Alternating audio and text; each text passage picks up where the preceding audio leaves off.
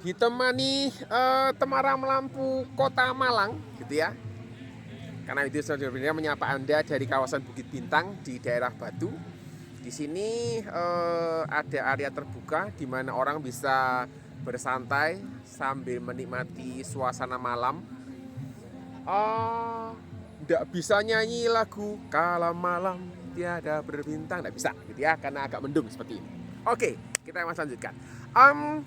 Cesar Chavez dia berkata bahwa ambisi itu harus cukup luas gitu ya untuk memasukkan kebutuhan banyak pihak untuk kepentingan bersama. Jadi bukan ambisi pribadi gitu ya, tetapi ambisi itu dibicarakan dengan pihak lain. Kadang ambisi orang tua itu diterapkan tanpa peduli dengan situasi anaknya, atau ambisi anak itu dipaksakan gitu ya tanpa peduli dengan situasi orang tuanya.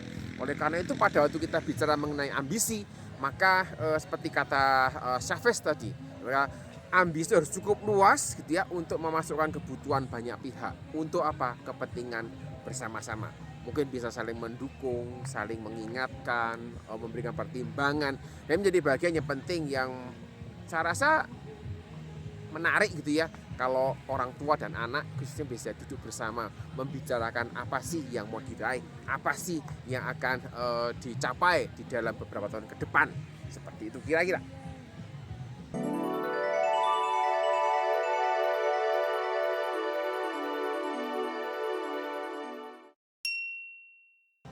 Sebuah pertanyaan masuk di Quora seperti biasa menanyakan, pada umur berapa sih gitu ya anak itu harus lancar calistung, baca, tulis, hitung.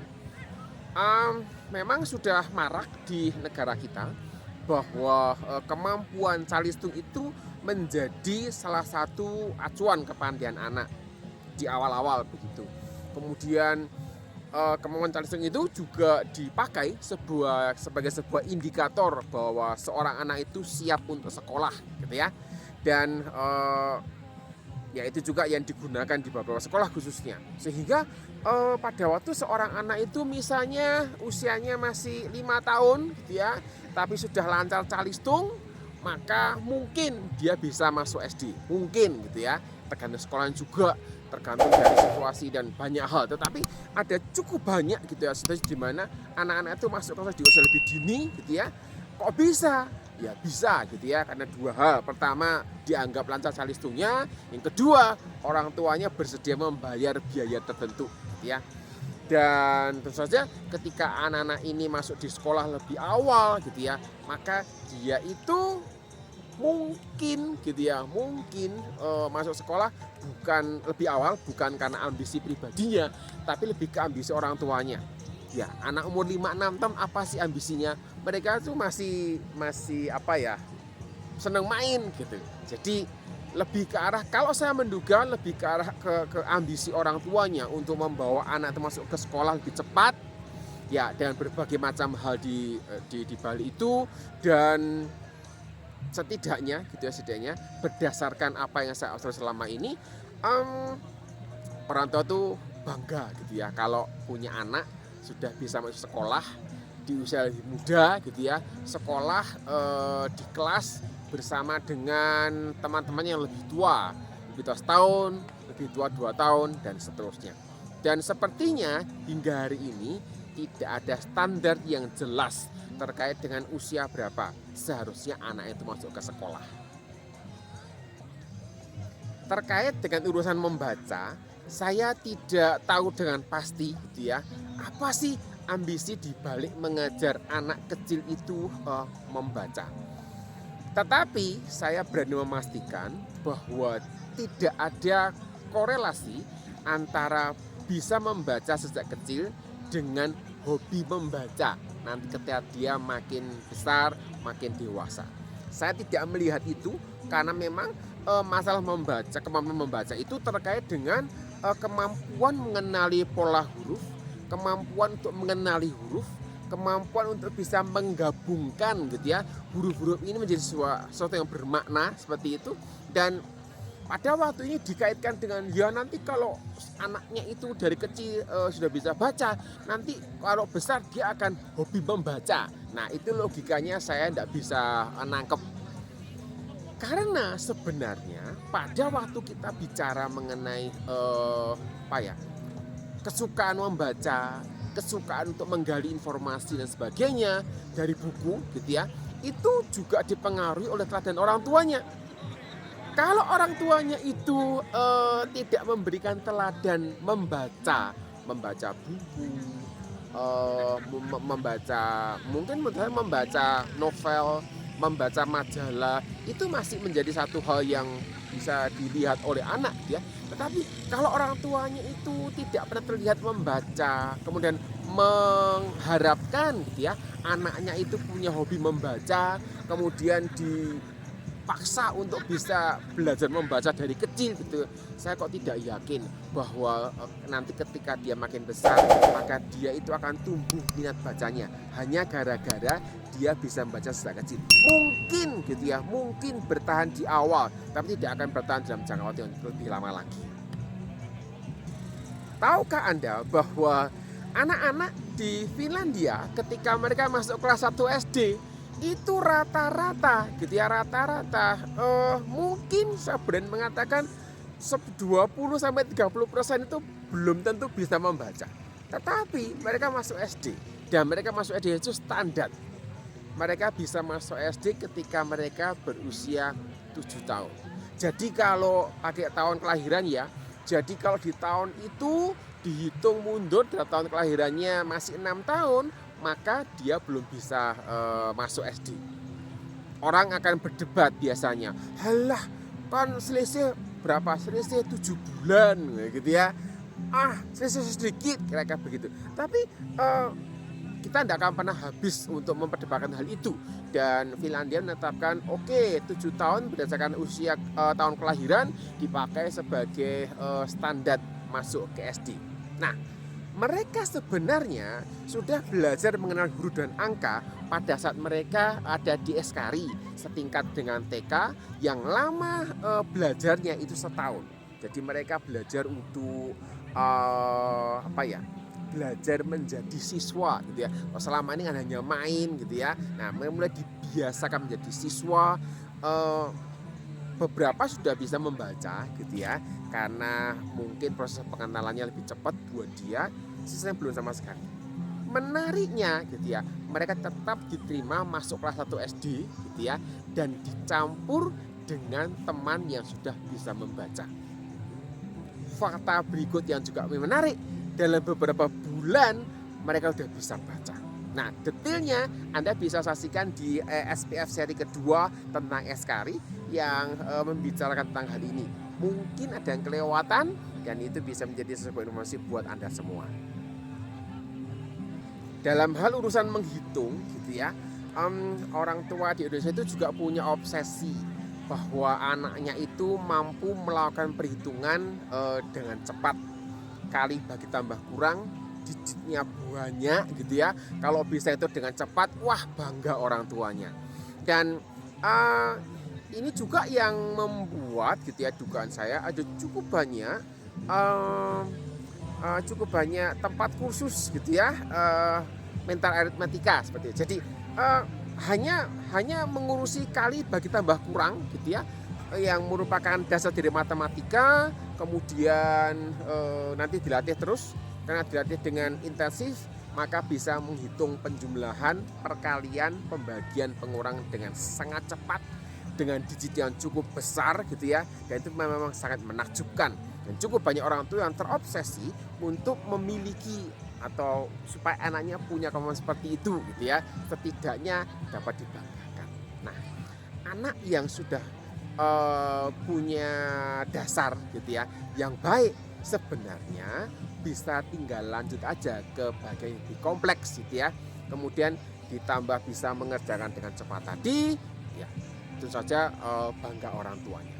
Dan saya melihat sebenarnya menguasai aritmetika sampai bisa menghitung dengan sangat cepat dengan digit yang cukup banyak begitu, itu juga tidak menjamin sebenarnya anak itu akan mahir dan menguasai matematika di kemudian hari.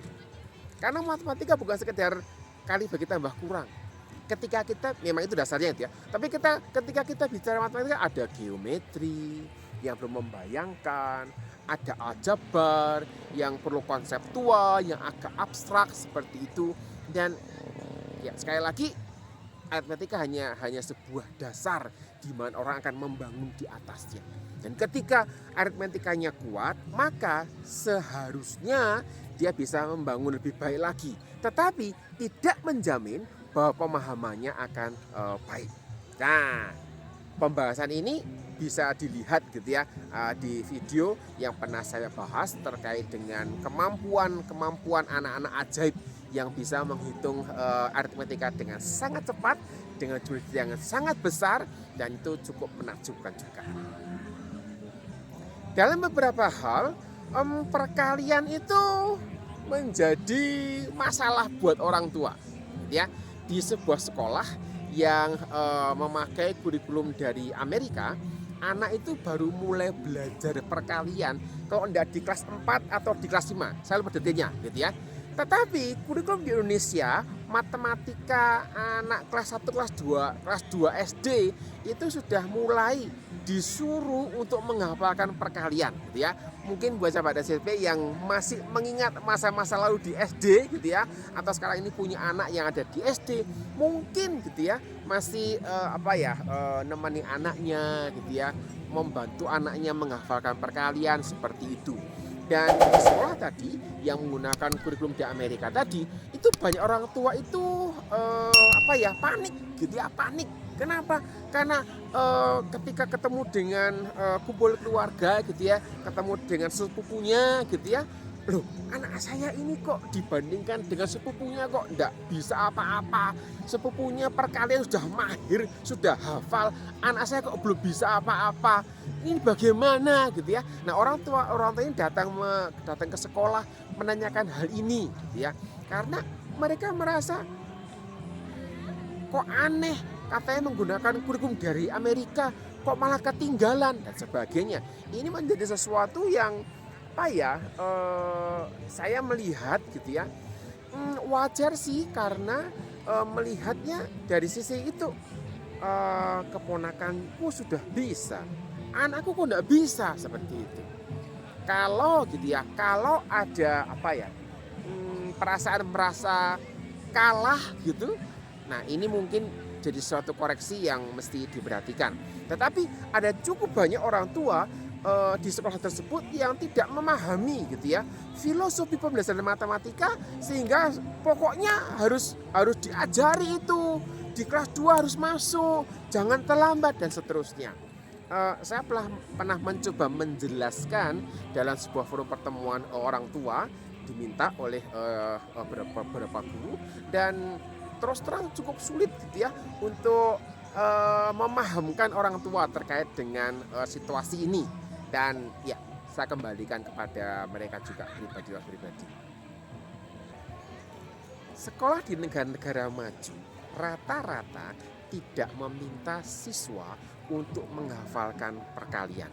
Jadi ketika anak-anak itu belajar aritmetika di SD gitu ya, mereka tidak pernah mendapatkan tabel perkalian yang harus dihafalkan. Mereka juga tidak menempelkan poster tabel perkalian di kelas gitu ya.